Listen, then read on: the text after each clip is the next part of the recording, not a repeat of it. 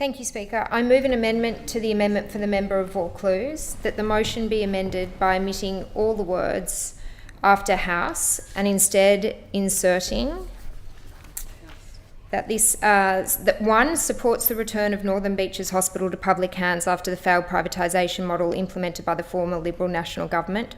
2, rejects the characterisation of Northern Beaches Hospital in the review of the Liberal Party's 2023 New South Wales election result as an example of highly successful public service and infrastructure delivery. 3, acknowledges Eloise and Danny Massa for their tireless advocacy in bringing about this change.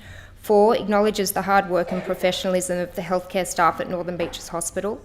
5, calls on the government to continue to engage with private health clinicians to ensure the new operating model includes retention of private hospital services. And 6, notes the Parliament of New South Wales has multi-partisan support for legislation which includes the Health Services Amendment, Northern Beaches Hospital Determination Bill 2025, and the Health Services Amendment PPP Bill 2025. Mr. Speaker, Deputy Speaker, today marks a major step forward for the people of the Northern Beaches. After years of community frustration, failed privatisation and repeated warnings from clinicians and patients alike, the New South Wales Government has reached an in-principle agreement to bring the Northern Beaches Hospital back into public hands. It's a wonderful win for my community and it ends one of the worst privatisation experiments in New South Wales' history. The public-private partnership model introduced by the former government was sold as innovative and efficient, but it delivered neither innovation nor efficiency. Instead, it replaced accountability with opacity and patient care with profit margins. The reality is that not only have we had failings, but also that Healthscope is in receivership. It's important to note this, that even without those failings, the Northern Beaches Hospital is not an issue on its own. But Healthscope as a corporation has had a spectacular financial collapse, $1.6 billion in debt, and is in receivership. The receiver is selling 37 assets, with media reports indicating that not all hospitals have buyer interest. In fact, the Australian Financial Review reported that there were fears that some operations may close down as buyers have not been forthcoming. Healthscope has received emergency funding by CBA and Westpac, intended to last for 6 months of operation, and we're coming to the end of that time. But we have had failings. We have seen the consequences firsthand: unsafe staffing levels, pressure on junior doctors and nurses, and repeated warnings about standard of care. These concerns were not isolated. They were systemic, confirmed by audit reports, inquiries, and tragically by patient outcomes that no community should ever have to endure. Today, the government has confirmed that they have not only listened, but they are investing in the Northern Beaches community. The 400-plus bed hospital will return to public ownership by mid-2026.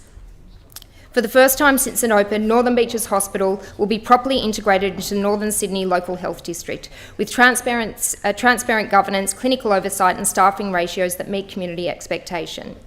The milestone has been long coming. It follows tireless advocacy from local residents, clinicians and families like the Massa family, the Atchison family, the Gill family and other advocates including Carla Goodwin, and actually anyone who wrote to their MPs, including myself, made submissions or contacted the media in regards to their experiences. Jo's Law means that no future government can privatise acute care hospital ever again. No hospital is perfect, but we will have a hospital that is run for patients, not for profit. This was a failed experiment and one that never should have been entered into. Both parties to that deed, the coalition government of the day and Healthscope, should have recognised that the dream of having better healthcare delivered at 30% less cost was highly, highly risky and not going to be possible. It was a deal that had a private company backed by one of the biggest private equity firms in the world, asking for additional public funding through the term of the deed, which was received yet still not enough. Today is a victory for the people over profit, for accountability over ideology, and for dedicated nurses, doctors and allied health workers who have kept this hospital running despite enormous challenges. I want to clearly put on the record that with over 75% of private health insurance in the broader Northern Beaches and outstanding private hospital services at Northern Beaches, the New South Wales Government must work to ensure the residents of Northern Beaches will have access to private hospital services, and hence why I move the amendments today.